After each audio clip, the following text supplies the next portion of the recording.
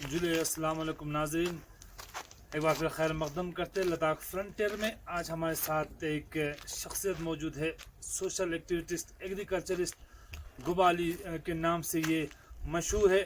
جانتے ہیں سب سے پہلے علی صاحبہ کا بہت بہت خیر مقدم کہ آپ کا نام ہی بہت ہی ایک عمدہ، ایک یونیک کہی جا سکتی ہے۔ اگر کہیں بات کریں تو آپ کا یہ نام گوبا علی کیسے پڑا سر؟ السلام علیکم ورحمۃ اللہ وبرکاتہ۔ نمستے۔ دیکھ بھال، جو آپ نے پوچھا کہ میرا گوبا علی کیسے لگا، تو میں چھوٹے عمر سے نمبرداری کیا ہمارا تھنگ کا۔ تو اس کا وجہ یہ تھا کہ میرے بچپنا ہی آرمی کے ساتھ رہا۔ میرے والدین پاکستان چلا گیا، تمام والدین پاکستان، رشتہ دار بھی پاکستان چلا گیا، اور میرا دادا اور میرا چھوٹا بھائی یہاں پر رہ گیا۔ رہنے کے بعد اب ہمارا پرورش سمجھ لو لم سم تقریباً پرورش ہو، ہمارا دیکھ بھال ہو، سارے چیزیں انڈین آرمی کے ساتھ رہا۔ میری زندگی پورا انڈین آرمی کے ساتھ رہا۔ تو 1988 میں انڈین آرمی نے مجھے نمبردار بنایا، شاید 1988 میں تقریباً میں جوان، بلکہ میں چھوٹا تھا۔ تو تب سے لے کر 2006 تک میں نے نمبرداری کیا۔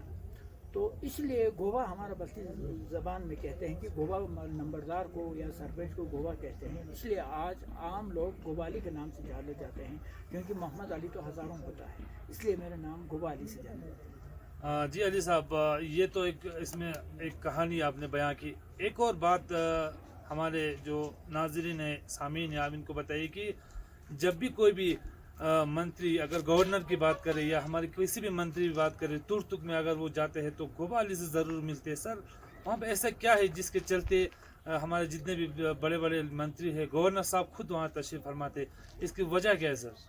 اس کی وجہ میں سمجھتا ہوں، میں اپنا آپ میں خود حیران ہوں کہ اس کی وجہ کیا ہو سکتا ہے، لیکن مجھے معلوم نہیں۔ صرف میں اتنا کہوں گا کہ میں ایک چھوٹی عمر میں سے ایک کیا کہتے ہیں، غریب کہو یا بے سہارا کہو، تو یا مطلب بے طاقت کہو، تو میرے ماں باپ سے جدا ہونے کے بعد میرا کوئی نہیں رہا۔ تو شاید میں سمجھتا ہوں کہ مجھے جھوٹ بولنا یا شرارت کرنا، کسی کے ساتھ دھوکہ کرنا، یہ مجھے بچپن میں میرا ہمت نہیں رہا۔ اس کے بعد بڑا ہوتے ہوتے یہی میرا عادت پڑا۔ اس کے بعد میرا پرورش آرمی سے ہوا، آرمی کے ساتھ میرے زندگی گزارا۔ تو آرمی میں آپ دیکھیے کہ ایک تو آرمی میں سوچ ہی آپ کا ہوتے ہیں، پازیٹیو ہوتے ہیں۔ میں کبھی یہ کہتے ہیں کہ یہ دیش 5 سال کے لیے اگر آرمی کو دیتے ہیں تو امریکہ کو بھی 10 سال پیچھے چھوڑ دیں گے۔ میں اپنا کہنا یہ ہے، اتنا مطلب آرمی میں غلط چیزیں ہوتا نہیں ہے۔ تو مجھے وہ شکشا ملا کہ سچا راستے سے رہنا، سچا کام کرنا۔ تو میں یہ سمجھتا ہوں کہ لوگوں کو میرے سچائی اوپر والے کی آواز سے لوگوں کے دل میں گھستا ہوگا۔ میں اپنا آپ کو یہ سمجھتے ہیں، میں بھی نہیں سمجھتے ہیں کہ کیوں لوگ مجھے چاہتے ہیں۔ تو اس میں ہم ایک اپنا بلکہ ایک میرے اردو میں چھوٹا سا ٹوٹی پھوٹی میں شاعری بناتے ہیں۔ میں یہ کہتے ہیں کہ دل ملے یا نہ ملے ہاتھ تو ملا دوں گا، خنجر بغل میں خود نے دیکھا پھر بھی چائے پلا دوں گا، اللہ کے ہر کوئی فرمان بجا لا کے نبی سے دل ملا دوں گا، محلہ ہو علاقہ ہر جگہ رنجش ختم خوشی دلا دوں گا، علی کے راہ میں کانٹا بچھاتے ہیں پھر بھی شمع دکھا دوں گا۔ مطلب میرا یہ ہے کہ میرے کوئی دشمن نہیں سمجھتے ہیں، کیونکہ میں کبھی بھی اپنے زندگی میں اللہ کے فضل سے مجھے یاد نہیں ہے کہ میں نے کبھی کسی کو دھوکہ کیا ہو، کبھی کسی کو غلط کیا ہو، کبھی کسی کو غلط بولا ہو۔ تو میں یہ سمجھتا ہوں شاید وہ لوگوں کا دل تک پہنچتا ہوگا، تب لوگ میرے سے خوش ہوتا ہوگا۔ بلکہ میں خود حیران رہتے ہیں، کبھی گھر پہ کبھی 100-150 تک لوگ آ جاتے ہیں، تو اللہ کے فضل سے سب خوش ہو کے چلا جاتے ہیں۔ تو اسی پہ مجھے ایک انکوائری بھی ہوا، لوگوں نے کہا کہ یار آپ کے پاس انکم کیا ہے، آپ اتنے لوگوں کو کھلاتا ہے، اتنے لوگوں کو پلاتا ہے۔ عمر عبداللہ صاحب آیا، بڑے لوگوں میں سے، آپ کو پتہ رام مادھو جی آیا۔ لوگوں میں سوچتے ہیں کہ اتنا بڑے لوگوں کے لیے کیا خرچہ کی ہوگی، لیکن میں نے خرچہ کچھ نہیں کرتے ہیں، بس دل دیتے ہیں۔ تو اس میں نتی بلتی جو ایک شاعری آتے ہیں، اس پہ میں یہ کہتے ہیں کہ سنی پا گولا شیس یانگا لاستا پچا دنلا دلدو گشا شیس یانگا لارکا پچا دنلا ہسولا یہاں موتیک فنچی اسکولن شوس کوچی دنگاں پولا دکھ سنگری سی پوستولن شوس۔ تو میرا مقصد یہ ہے کہ میں جو آتے ہیں، ہر کوئی امیر ہو غریب ہو، اور دور کے ہو نزدیک ہو، لیکن میں زیادہ تر ترجیح ان کو دیتے ہیں جو دور سے آتے ہیں. تو ہر وقت میں یہ کہتے ہیں کہ جو گھر والوں کو کہتے ہیں اگر ڈی سی صاحب کو خدمت کرتے ہیں، ایس پی صاحب کو کرتے ہیں، یا بڑا پولیٹیکل لیڈر کو خدمت کرتے ہیں، تو یا تو ان سے کچھ لینے کے لیے ہم خدمت کر رہے ہیں یا تو ان سے ڈر کے کر رہے ہیں. اس میں اللہ کا کوئی راضی نہیں. خدمت کرنا ہے تو وہ اجنبی کو کرو جن کا کوئی سہارا نہیں ہے. تو یہ میرے آج کا نہیں ہے، آج کا میں نہیں ہے، جب سے میں بڑا ہو گیا. دوسرا، میں نے خود زیادتیاں دیکھا ہے. زیادتی کرنے سے انسان کا دل کتنا دکھتا ہے، زیادتی کرنے سے انسان کو کتنا مصیبت پہنچتا ہے. یہ میرا اپنا جب بدن پہ گزارا ہے، اپنا شریر پہ گزارا، تو مجھے کبھی کوئی زیادتی کرتے ہوئے دیکھیں تو میں برداشت نہیں کر پاتے ہیں. تو میں سمجھتے ہیں یہی ہوگا. باقی تو میں بالکل ہی ان پڑھ ہوں. لوگ مجھے کہتے ہیں کہ آپ کتنا پڑھا، آپ نے اتنا مطلب انگریزی بھی بولتے ہیں، اردو بھی بولتے ہیں، کتنا پڑھا. تو میں کہتے ہیں کہ اللہ کا دین ہے، نہیں تو میں اسکول میں ایک دن بھی میں اسکول نہیں گیا. یہ ہے. دوسرا، میں سمجھتا ہوں کہ ان چیزوں پہ میں خود حیران ہوں کہ کیوں لوگ مجھے پسند کرتے ہیں. تو تیسرا یہ میں کہتے ہیں کہ جو اللہ نے کوئی نعمت دی ہے، تو قرآن کی 4 آیت پہ ہم پرماننٹ چلتے ہیں. میرے اصل دل کے مقصد ہے، ہر کسی کو کہتے ہیں کہ قرآن میں کہتے ہیں کہ وَإِذْ قُلْتُمْ فَعْدِلُوا، تو اللہ کا یعنی تو دل میں انصاف کرو، یا تو دوسرے کے ساتھ بدتمیزی کیا یا صحیح طریقے سے آپ نے کام کیا، یہ اللہ تعالیٰ دیکھ رہے ہیں. تیسرا، ہم جو دونوں یہاں پر مخاطب ہیں، ہم سوچتے ہیں ہم دونوں ہیں، لیکن میں ہر وقت سوچتا ہوں ہمارے ساتھ 3 ہے، اور رازق بھی ہے. اس کے بعد قرآن شریف میں یہ کہتے ہیں، یہ تمام مسلمان کے لیے میں اپیل بھی کرتے ہیں. قرآن شریف میں کہتے ہیں ادفع باللتی احسن قول للناس حسنا، یعنی تمہارے ساتھ جو بدسلوک کرتا ہو یا تمہارے ساتھ چھیڑتا ہو، ان کو اور پیار دے دو اور اچھا کرو تاکہ وہ عبرت ہو جائے. تو اس طریقے سے ایسی چیزوں پہ 2-4 قرآن کے آئے اور حدیث پہ میں عمل کرتا ہوں. تیسرا یہ ہے کہ اتامرون الناس بالبر وتنسون انفسکم، آج کل کے میں لوگ سمجھتے ہیں لوگوں کو کہتا ہے، خود نہیں کرتے. اس میں پھر کہتے ہیں کہ امر بالمعروف نہی عن المنکر، یعنی خود صحیح کرو اور دوسروں کو سمجھاؤ. تو میں اپنا ہاتھ میں آپ کو بتا دوں کہ میرے ہاتھ میں یہاں پر دیکھیے، یہاں پر کبھی میں زندگی میں یہ ناخن مجھے کاٹنے کی ضرورت نہیں پڑتے ہیں. وہ اس لیے نہیں پڑتے، میں ہاتھ سے ہی کام کرتے رہتے ہیں. دوسرا، میرا اپنا ایک سوچ ہے، جب ایک مہمان آپ کا لے سے آیا یا دلی سے کہیں سے بھی مہمان آیا، تو میں کام کرتے ہوئے مہمان وہاں پہنچ جاتے ہیں تو مہمان گھبراتے ہیں، کہتے ہیں کہ یار آپ یہاں کام کر رہا تھا، اوہ آپ کا ٹائم ہم نے ڈسٹرب کیا. تو میں کہتے ہیں بالکل آرام سے میں آپ کو ٹائم دے دوں گا، جو آپ پوچھنا، جو آپ کرنا کر دو. میرے کام میں رات کو کر سکتے ہیں. دوسرا، میں دین کو لوگوں کا خدمت کرتے ہیں. کبھی میں شام تک حساب لگاتے ہیں، کبھی میں نے کسی کو ناراض تو نہیں ہوا میرے سے. میں گھر والوں سے پوچھتے ہیں، کبھی آپ کا ذریعے کسی کو ناراض نہیں ہوا. میں ہر چیز کو میں یہ سمجھتے ہیں کہ اللہ تعالیٰ کے راہ میں ہم کام کرتے ہیں، نہ میں کسی کے ساتھ اپنے. دوسرا، میں جو کھلاتے ہیں پلاتے ہیں لوگوں کو خدمت کرتے ہیں، میں یہ نہیں سمجھتے ہیں کہ میری چیز ہے. یہ چیز اللہ تعالیٰ نے دی ہوئی نعمت اللہ تعالیٰ کے راہ میں دیتے ہیں. تو اللہ تعالیٰ ابھی مجھے آج تک تو اللہ نے سب کچھ دے رکھا ہے، میں اس نعمت کا شکر کرتا ہوں. صاحب، ایک اور دلچسپ بات جو ہم نے سنی، ایگریکلچرل فیلڈ میں آپ نے ایک ایسا درخت آپ نے ایسا ایک درخت ایجاد کیا ہے، تو اس کے بارے میں بتائیں جس پہ 2-4 طریقے ایک ہی درخت پہ پھول لگتے ہیں. تو اس بارے میں آپ ہمارے ناظرین کو کیا بتا سکتے ہیں سر؟ یہ تو خیر ایک یا آپ نے یہ کہا تو ایک ہی درخت پہ پھول نہیں ہے، لیکن میں قلم پہ کافی تجربہ کرتے ہیں. تو ایک بار میں ہمارے لے سے 4 کوئنٹل میں زمین مٹی لے کے گیا. وہ اس لیے لے کے گیا کہ لے کے زمین ایک حساب سے میرے حساب سے زرخیز نظر آتے ہیں، کیونکہ اس لیے زرخیز ہے کہ آپ کا مئی یا جون میں یہاں سبزی لگاتے ہیں یا کھیتی لگاتے ہیں، جولائی 2 مہینے میں وہ تیار ہو جاتے ہیں. میں حیران ہوں کہ ہمارے وہاں کا زمین سے لے کے زمین بڑھیا ہے. اس لیے میں یہاں سے زمین لے کے مٹی لے کے گیا، وہاں پر میں نے ریسرچ کیا. تو کرنے کے بعد میرے کہنا یہ ہے، پورا لداخ واسیوں کو میں اپیل یہ ہے، ایک آدمی یہ کہتے ہیں کہ فلانا چیز ہمارے پاس نہیں ہونا ہے، فلانا چیز ہم سے نہیں ہو سکتا ہے، فلانا چیز یہاں کیسے ہو سکتے، ایسے کہتے ہیں ان آدمی کو اپنے گھر پہ میں بےزتی کرتا ہوں. بھئی یہ آپ نے کیسے کہا، یہ کیوں کہ کہاں آیا؟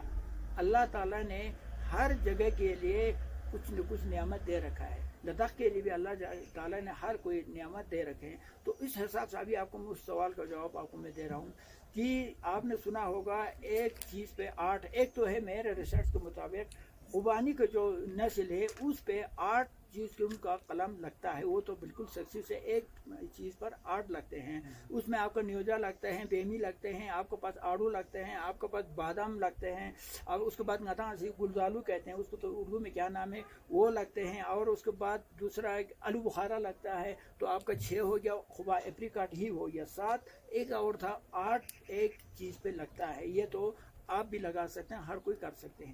اس کے علاوہ میں نے اور ایک چیز سوچا, قرآن کہتے ہیں افلا تعقلون افلا تتفکرون, مطلب افلا تعقلون افلا تتفکرون میں بہت طاقت ہے. لوگوں کو سمجھنے کی ضرورت ہے کہ اللہ تعالیٰ کہتے ہیں قرآن میں کہ افلا تتفکرون, تو عقل کیوں نہیں کرتا ہے. اس کیوں میں مسلمانوں ہو یا غیر اسلام ہو سب کے لیے ایک سبق ہے کہ عقل کیوں نہیں کرتے. اس کا مطلب ہمیں عقل کرنا ضروری ہو گیا. افلا تعقلون کا مطلب عقل کرو کہا تو چلو نہیں کرے گا تب بھی کوئی گناہ نہیں. میں سمجھتا ہوں عقل نہیں کرے گا تو گناہ بھی ہے. تو اس لیے اس آیت کے حساب سے میں عقل کرتا ہوں, نقل نہیں کرتا ہوں. تو اس کا وجہ یہ ہوا ہے, جیسے کہ میں نے سب سے جو فقہ کے بارے میں آپ کو بتا دوں, ایک انجیر نامی فروٹس ہے. تو وہ فروٹس میں نے دلی سے لے کر آیا, آنے کے بعد یہاں پر میں نے لگایا. آج اللہ کے فضل سے بالکل آل لداخ میں کامیاب ہے. میں کہتے ہیں صرف ہمارے علاقے میں نہیں. دوسرا آپ نے یہ پوچھا کہ آپ کا بہت سارے فروٹس ہے, اس میں نے ایک ٹیکنیک بنا رکھا ہے کہ جیسے گارڈن میں آپ کو سارے فروٹس دیکھنا ہو تو پورا گارڈن آپ کو گھومنا پڑے گا. تو میں نے اس وقت ہمارا علاقے میں 28 ویرائٹی کا فروٹ سکسیسفل ہے, یہ میرے ریسرچ کے مطابق. میں نے اس 28 کی 28 کو ایک جگہ پہ لگا دیا. کیسے لگا, جڑ اپنا ہے, پیڑ اپنا ہے, مگر وہ ساتھ لگا, جوڑ کے لگا دیا. کل انشاءاللہ یہ بڑا ہو جائیں گے تو کیا ہوگا, ایک جگہ پہ آپ کو 28 قسم کا فروٹس کا پتے بھی دیکھنے کو ملے گا اور آپ کو فروٹ بھی کھانے کو ملے گا. اور آپ جیسوں کو دیکھنے میں بھی بڑا مزہ آئیں گے. کشتی میں بیٹھ کر آپ 28 قسم کا فروٹ بھی دیکھ سکتے ہیں اور آپ اس کا پتے بھی دیکھ سکتے ہیں. تو اس لیے میں نے یہ سوچ کر یہ جو فروٹس میں یہ لگایا. دوسرا میں ہر وقت ریسرچ کرتے ہیں کہ کوئی پیڑ ایسا ہے کہ ان کو ریتیلا زمین چاہیے, کوئی پیڑ کو تھوڑا پتھر مکس چاہیے, کوئی پیڑ کو چکنی مٹی چاہیے. تو میں اس چیزوں پہ بھی میں ریسرچ کرتے رہتے ہیں. اور دوسرا جو ہمارا سائنسدان, ہمارا سائنٹسٹ ایگریکلچر ہارٹیکلچر لے میں بہت آیا ہوا ہے, لیکن میں ان سے بھی اپیل کرتے ہیں کہ دلی میں جو آپ نے ڈگری لے کے آیا, تو میں سمجھتا ہوں لے میں ہمارا کوئی کام کا نہیں ہے. میں سمجھتا ہوں ڈی سی بنتے ہیں, بڑے افسر بنتے ہیں, وہ کیوں بنتے ہیں کہ ان کے پاس تمام نالج آ گیا. تب ان کو ہر ٹیسٹ میں پاس ہوا تو وہ بن گیا ڈی سی, مطلب ہر ٹیسٹ میں پاس ہوا تو ڈی سی بن گیا یا آئی ایس جو بھی بن گیا. میں سمجھتا ہوں جب آنے کے بعد تو کرسی پہ بیٹھتا ہے, سارے ٹیسٹ جو پاس ہوا ہے گورنمنٹ پہ کوئی بتاتے نہیں ہے. تو میں نے ایک بار کہی میٹنگ میں بھی میں نے کہا, ہمارا ڈاکٹر بن کے آتے ہیں ہارٹیکلچر میں یا بڑے بڑے لوگ بن کے آتے ہیں تو بس کرسی تک محدود رہتے ہیں. میں سمجھتا ہوں کہ زمین پہ جا کے کرو نا. اگر وہ ڈاکٹر صاحب زمین پہ کام کرتا تو ایک اس غریب پہ کیا مجال ہے, ڈاکٹر صاحب تو زمین پہ کام کر رہے ہیں تو میں کیوں نہ کریں. تو میں سمجھتا ہوں لداخ میں جتنا سائنٹسٹ جتنا بڑے لوگ آتے ہیں تو میں سمجھتا ہوں اس لداخ کے لیے سوچنا ہے. تو پاکستان میں بھی میں نے ایک فخر کیا, میں نے کہا بڑے بڑے تقریب میں نے کہا دیکھو ہمارا لداخ ایک ایسا لداخ ہے کیونکہ 11,800 کا ہائٹ میں ہے لیکن آج دنیا کے نقشے پہ آیا. اس کو وجہ میں نے کہا بولا وجہ یہ ہے کہ لداخ میں ایک تو اتفاق ہے, ایک تو اتحاد ہے. دوسرا لداخ کے انجینئر ہو, ڈاکٹر ہو یا پولیٹیکل لیڈر ہو, امریکہ لندن جا کے ٹریننگ کرتے ہیں اور لداخ میں کام کرنے کے لیے آتے ہیں. وجہ یہ ہے آج لداخ میں ہر کوئی ڈاکٹر ہو امریکہ جاتے ہیں اور لداخ میں کام کرنے کے لیے آتے ہیں. یہ ہم فخر کے ساتھ کہہ سکتے ہیں. تو آپ کو پاکستان میں کیا کرتے ہیں کہ پاکستان میں ٹریننگ کرتے ہیں پھر آپ لوگ دور چلا جاتے ہیں, مطلب ایک شکوہ کے حساب سے میں نے کہا تھا. آج مجھے دیکھنے کو ملتے ہیں کہ کوئی سائنٹسٹ ہمارے لداخ کا آج تک ہمارے پاس نہیں پہنچا. تو میں اپیل بھی یہ کرتے ہیں کہ زمین کو متی بڑھتی طرح بروک سے یہ زمین پہ بیٹھنا بھی ہے, اس زمین سے اٹھنا بھی ہے. یہی میرا کہنا ہے. علی صاحب ایک آخری سوال, اب تھوڑا سمے لگ رہا ہے, آخری سوال ان جوانان کے علی صاحب جنہوں نے ابھی پڑھائی ابھی ہونی باقی ہے اور بہت سے بچے ایسے بھی ہیں جو ایگریکلچر فیلڈ میں پڑھائی کر رہے ہیں. اب ان جوان کے لیے ایک جیسے میسج کہی جا سکتے ان کے لیے کیا کہیں گے کہ لداخ میں آ کر آپ ایگریکلچر کے فیلڈ میں کیا کر سکتے ہیں اور ان کے لیے کیا آپ کا میسج کیا ہوگا سر؟ تو اس میں جی ابھی آپ نے جوان کا کہا تو مجھے ایک فارسی کے شعر یاد آتے ہیں. فارسی میں کہتے ہیں جوان مستی پیران سستی خدا را کے پرستی. اس میں میں نے اپنے بستی میں ٹرانسلیشن کیا, فروغ لاکھ آنکھوں میں دکھ سے نسو کھیاں سے जवानियों क्या खोरन दूसरे न सो क्या से रगा से ना क्या चिल्लाते दूसरे ना क्या से। तो उसके बाद पढ़ा लिखूं को मैं मेरे वो तो समझ पढ़ा लिखूं के लिए मैं एक तोहफा दे रहा हूँ। वो कहते हैं इल्म ज़ेर बुर्बिया ना फिर ज़मीन दुगलंग अशार गोस्पत इनमुन नज़ारमोनी ज़दरुल बियास नामी तक खरी थोस्पत इल्म लक्ष्यस किरियां योत ना कौम पाकिदान गोस्पत। मैं नहीं समझता हूँ कि जो पढ़ा लिखा लंबा चौड़ा डिग्री लेके आने वालों को मैं पढ़ा लिखा नहीं समझते हैं। पढ़ा लिखे में उसको समझते हैं जिसने अमली तौर पर काम किया हो, जिसने मैदान पे काम किया हो, मैं समझते हैं उसको पढ़ा लिखा कहते हैं। तो जवानों को मैं एक आखिर में एक अपील करते हैं कि एक आदमी एक बड़े लंबा चौड़ा बिल्डिंग तामीर करता है, करने के बाद कई साल 50-100 साल के बाद उसका बेटा आते हैं या पोता आते हैं, भाई ये डिज़ाइन ठीक नहीं है, अब मैं दूसरा डिज़ाइन से बनाते हैं। उस बेचारे लड़के को तो तोड़ने में लाखों खर्चा हो जाएंगे। ये मेरे सोच है। अगर किसी ने एक पेड़ ज़मीन पे उगाया हो तो ये ताब क़यामत तक ज़िंदा रहेंगे। तो लद्दाख में अल्लाह के फजल से ज़मीन भी दे रखा है, पानी भी दे रखा है और हमारे लोगों में ताकत भी दे रखा है, क्षमता भी दे रखा है। मैं समझता हूँ इस ताकत को, इस जुरात को ज़ाय नहीं करना चाहिए, इसको इस्तेमाल करना चाहिए।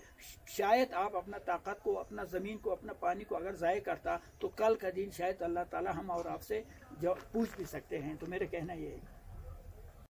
तो ये थे सोशल एक्टिविस्ट और एग्रीकल्चरिस्ट गोबा अली साहब। आपने इनके ज़ुबानी सुना किस तरह ये अपनी ज़िंदगी में स्ट्रगल कर रहे थे और किस तरह इन्होंने एक मैसेज भी दिया यूथ को कि एग्रीकल्चर में किस तरह आपको आगे बढ़ना है। आसिफ जुबदेवी, लद्दाख फ्रंटियर्स के लिए।